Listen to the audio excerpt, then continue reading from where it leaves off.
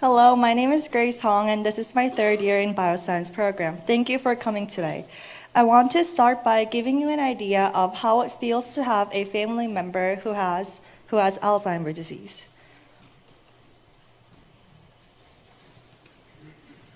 Dear Mummy, it's been over 8 years since we began to lose you. There has not been a day since where I haven't wanted to talk to you.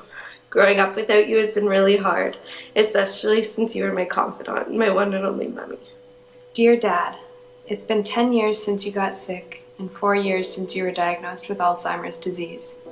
It seems like a long time, just a really long time. Dear Mom, thank you for teaching me everything I need to know to live a wonderful life. Thank you for teaching me to always treat others with respect, to resist judging others, to always do what makes you happy, and to enjoy every precious moment. So, what is Alzheimer's disease? Alzheimer's disease, commonly referred as AD, is a condition of memory loss and decrease in cognitive ability that can be serious enough to interfere with daily life. Let's look at the prevalence of this disease. Every 65 seconds, someone in the United States develops this disease. So during the course of my 10 minutes talk, about 11 more people will develop this disease. Also, 1 in 3 seniors dies with Alzheimer's disease or another type of dementia.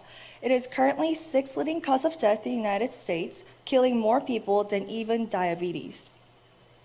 More importantly, the prevalence of AD is climbing. So why is this happening? One reason is because of genetic basis to Alzheimer's disease. If you look at the percent of all patients with Alzheimer's disease, 22% of patients have 2 parents with AD as compared to only 5% from general population.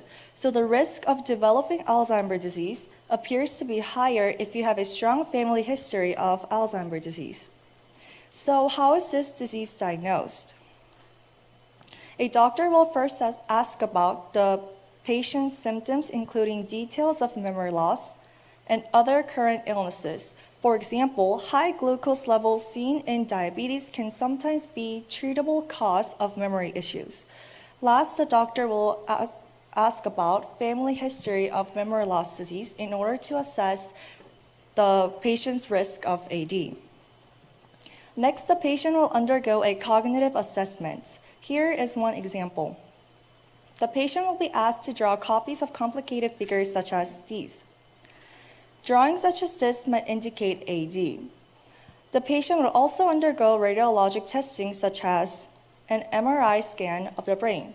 The machine takes pictures of the brain, and doctors are able to identify changes in the brain that may be due to AD. You can see how the brain tissue in Alzheimer's brain on the right is decreased in size compared to healthy brain on the left. However, even using all of this diagnostic testing, Alzheimer's is still usually diagnosed after it has progressed to a stage where treatments are not really effective. In other words, these methods are not helpful in terms of early treatment and better outcome. Let me show you a graph that illustrates just how beneficial the early diagnosis of Alzheimer's disease is. Along the bottom of this graph, x-axis represents time in years, and y-axis represents cognitive function. The blue line represents healthy, normal aging.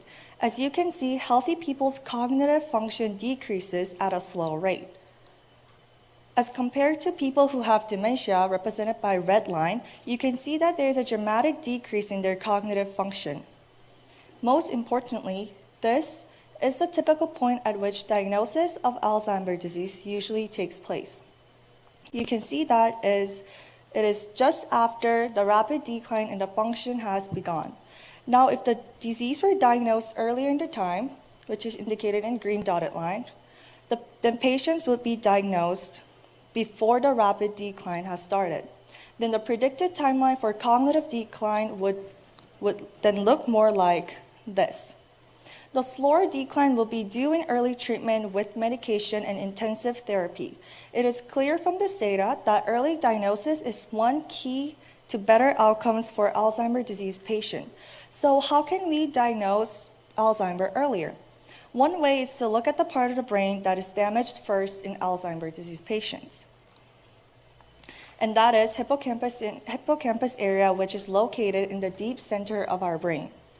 This region is where memories are stored, and it also happens to be responsible for spatial navigational ability. In this cross-section of the brain, in healthy brain, the hippocampus area is right here.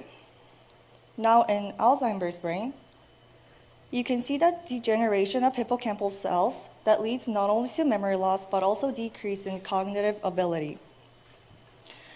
As I mentioned previously, people who have family members with memory loss disease have a higher risk of getting this disease in the future. Using this information, I decided to conduct a study to investigate relationship between navigational skill and family history of memory loss disease. Given all the information I just talked about, I started my project with the hypothesis that there will be a negative relationship between family history of memory loss disease and spatial navigational skill.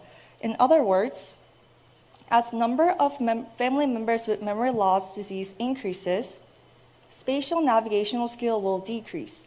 Here is the experimental protocol I used to test this hypothesis.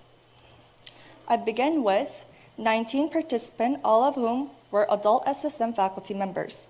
Each participant first completed family medical history questionnaire. Then each participant's spatial navigational ability was assessed. For this, I used the video game called Sea Hero Quest. Sea Hero Quest is a result of a collaboration between game designers and scientists to evaluate navigational skill while still being an enjoyable casual game. For those who are not familiar with this game, I will show you some pictures. The first image shows the map that is presented to the player before the game. Each increasingly difficult stage has a different map, and you can take as long as you want to memorize this map. However, once you close the map, you don't get a second chance to look at it. The second image is what you would see while you're actually playing the game. You're responsible for steering the boat toward the flags, and once you have found flag number 1, you need to remember where flag number 2 and flag number 3 were on the map, and then you have to navigate your boat toward them in order. So to assess navigational ability, each participant played Sea Hero Quest for 30 minutes. Then the highest level they attained in the game was recorded as their score. After all participants were finished, I divided the data of the 19 participants into the groups based on family history of memory loss disease. First, there was non-group for participants who had no family history of memory loss disease. Next, there was first-degree group for participants who only had first-degree relatives with memory loss disease. However, I did not have any participant that fit into this category. Next, I had second-degree group for participant only with second-degree family history of memory loss. Lastly, I had both group for participant who has first and second-degree family members with memory loss disease. So I compared the data. I compared two groups at a time. First, I compared both group and non-group, and their average score was 13.25 and 22.6. You can see that there is a difference between the two groups, but is this difference just due to random chance? To figure this out, I calculated a p-value. This value indicates the probability of the difference in the average score of two groups is just due to random chance. A p-value of 0.05 or less indicates less considered statistically significant. My p-value for the first compared groups was 0.05, which indicates that there is a low probability of getting this result by random chance. Thus, my result is considered statistically significant. Next, I compared the average score of the both group with second group, which is 23.7. Again, you can see the difference in the scores, but is this just due to random chance? In this case, I got p-value of 0.013.